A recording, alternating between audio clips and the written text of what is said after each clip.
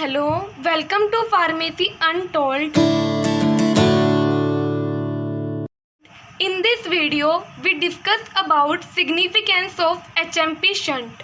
Significance means importance of HMP shunt. क्यों हम HMP shunt को स्टडी करते हैं? हमारे लिए HMP shunt क्यों ज़रूरी है?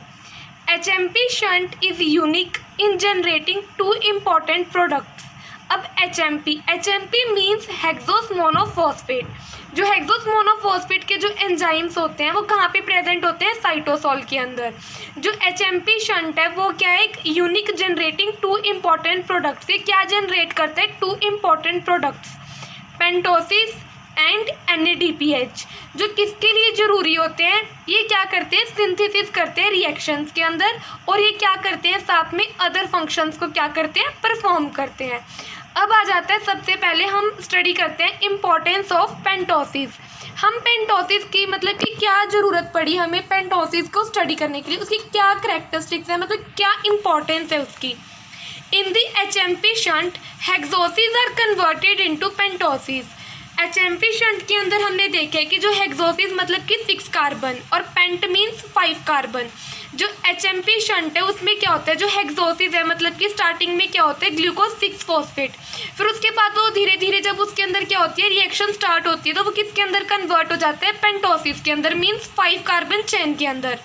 The most important being ribose 5 phosphate. तो जब हेक्सोस है वो कन्वर्ट होता है पेंटोसिस के अंदर, the most important being ribose 5 phosphate. उसमें क्या बनता है? Ribose 5 phosphate. राइबोज 5 फॉस्फेट क्या है? एक शुगर का नेम है. These pentose or its derivative are useful for the synthesis of nucleic acid. जो ये शुगर है या फिर कह सकते हैं जो ये पेंटोज है या फिर जो इसके डेरिवेटिव्स हैं वो क्या होते हैं? बहुत ही ज़रूरी होते हैं. जो ये पेंटोज है किसके लिए यूज़फुल है? ये क्या कर सकता है? सिंथेसिस करता है. किसकी सिंथेसिस करता है? Nucleic acid. Nucleic acid means RNA and DNA and many nucleotides. Nucleotides का मतलब होता है न्यूक्लियोटाइड. T से याद करो, 3 कॉम्पोनेंट न्यूक्लियोटाइड्स. यहाँ से तुम याद कर सकते हो टी के अंदर क्या है? 3 कॉम्पोनेंट. 3 कॉम्पोनेंट कौन कौन से हैं? राइबोज, उसमें क्या होगी? एक राइबोज शुगर होगी, फॉस्फेट ग्रुप होगा, एंड क्या होगा? Last one is nitrogenous basis. इसमें क्या होंगी? 3 चीज़ें होती हैं न्यूक्लियोटाइड्स के अंदर. First one is sugar, sugar का name ribose. Second one is phosphate group, and third one is nitrogenous base. जो हमारा न्यूक्लियोसाइड होता है, न्यूक्लियोसाइड में क्या होते हैं? 2 कंपोनेंट्स होते हैं, सिर्फ शुगर होती है उसके अंदर, और क्या होता है? Nitrogenous base. अब जो हमारे स्केलेटल मसल्स हैं वो क्या होते हैं? कैपेबल होते हैं पेंटोज को बनाने के लिए. तो जो हमारे स्टार्टिंग के जो कुछ फ्यू एंजाइम्स होते हैं HMP शंट के अंदर वो क्या होते हैं? एक्टिव होते हैं. तो वो ये क्या एक अपीयर करते हैं कंप्लीट पाथवे HMP शंट का. अब इम्पोर्टेंस ऑफ NADPH. अब NADPH मैंने बताया था कि मतलब कि जो HMP है वो एक मल्टी फंक्शनल पाथवे है, क्योंकि उसमें क्या होता है? जो ATP है वो डायरेक्टली ना तो प्रोड्यूस होते हैं ना ही यूटिलाइज होते हैं. तो वो सबसे पहले किस में बनते हैं? NADP में. NADP फिर उसको आगे जो हमारा 1 मॉलिक्यूल ऑफ NADP है वो कन्वर्ट करता है 3 मॉलिक्यूल्स ऑफ ATP के अंदर. अब जो हमारा NADH है वो किसके लिए ज़रूरी है? वो किसकी सिंथेसिस करता है? फैटी एसिड्स की एंड स्टेरॉइड्स. अब आप सभी को पता है स्टेरॉइड्स क्या होते हैं, स्पेशली जो जिम जाते हैं, मतलब कि जो बॉयज जिम जाते हैं उनको पता होगा स्टेरॉइड्स क्या होता है. स्टेरॉइड्स ड्रग्स क्या होती है? जो स्टेरॉइड ड्रग होती है वो मतलब क्या करती है? मसल्स को बिल्डअप करती है. जो जिम जाते हैं पर्सन वो स्टेरॉइड ड्रग्स का यूज़ करते हैं. उसमें क्या होता है? वो टेस्टोस्टेरोन का लेवल यूज़ करते हैं. इसकी भी एक नॉर्मल रेंज होती है. अगर हम ज़्यादा उसकी नॉर्मल रेंज से अगर हम ज़्यादा उस ड्रग का यूज़ करेंगे तो क्या हो सकती है? हमारी बॉडी के अंदर हार्मनेस हो सकती है. Hence HMP shunt is more active in the tissues. जो HMP शंट है वो क्या है? मोर एक्टिव है टिश्यूज के अंदर. For example adipose tissue, liver etcetera.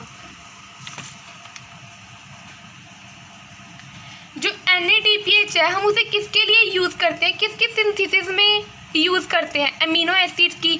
और जब NADPH यूज़ करते हैं हम सिंथेसिस के अंदर अमीनो एसिड्स के अंदर, उसके अंदर कौन सा एंजाइम यूज़ होता है? Glutamate dehydrogenase. कौन सा एंजाइम यूज़ होता है? Glutamate dehydrogenase.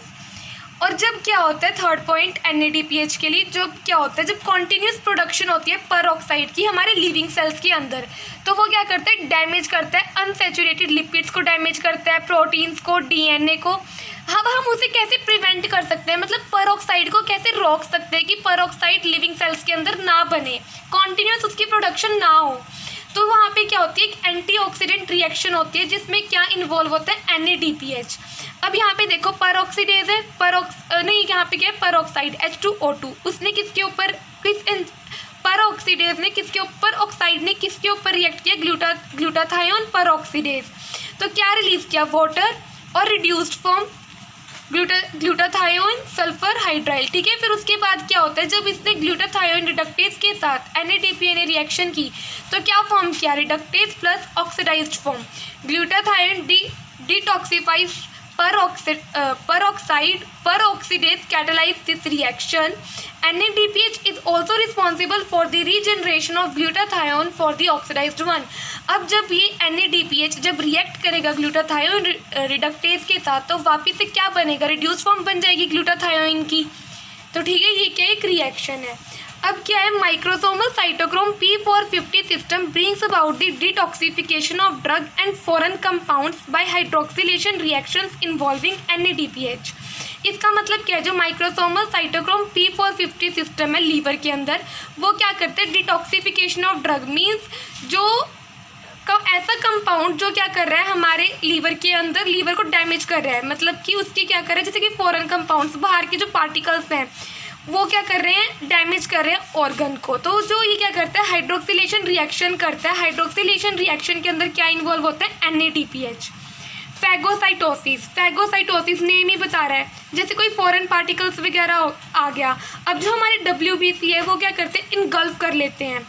तो जो ये सारी प्रोसेस हो रही है, इस प्रोसेस को होने के लिए क्या जरूरी है, किस चीज़ की सप्लाई जरूरी है, NADPH की। Special functions of NADPH in RBCs।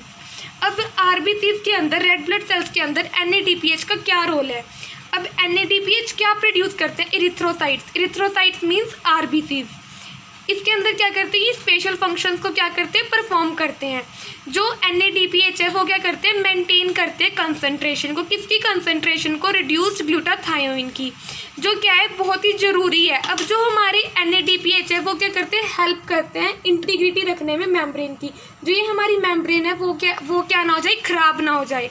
तो NADPH is also necessary to keep the ferrous iron of haemoglobin in the reduced so that accumulation of methaemoglobin is prevented. अगर क्या होता है कि ना अगर जो हमारा NADPH है, अगर NADPH नहीं होगा तो हमारी RBCs की मेम्ब्रेन क्या हो जाएगी, ख़राब हो जाएगी, और हमारी बॉडी के अंदर क्या बनना शुरू हो जाएगा, मिथमोग्लोबिन। अब मिथमोग्लोबिन का मेन कोज क्या है, किसकी वजह से होता है, जो साइटोक्रोम B5 रिडक्टेज है उसके अंदर क्या हो जाती है डेफिशिएंसी हो जाती है।